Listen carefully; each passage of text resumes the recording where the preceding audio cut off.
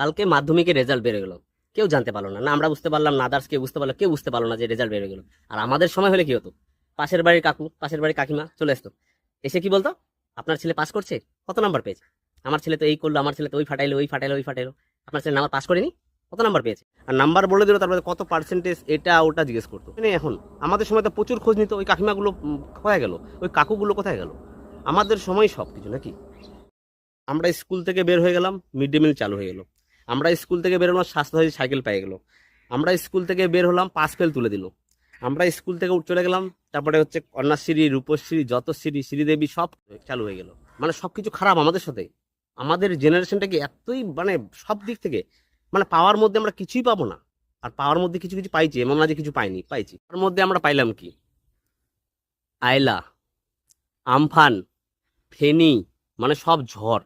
তারপরে পাইলাম আমরা করোনা, কোভিড-19। তারপরে পাইলাম আমরা ভ্যাকসিন, কোভ্যাক, কোভিড শিল্ড। 26,000 চাকরি বাতিল, এই 1,000 চাকরি বাতিল, এর চাকরি চলে যাচ্ছে, ওর এই যাচ্ছে, সব কিছুতে আমি দেখতেছি ভাই আমাদের উপরওয়ালাটা মানে কি দোষ করছি আমরা, সব কিছু আমাদের সাথে খারাপ হয়। আমাদের পরে যারা তারাও ভালো, যারা আমাদের পিছনে তারাও ভালো, আমরাই শুধু মাঝখানে ফাঁসি।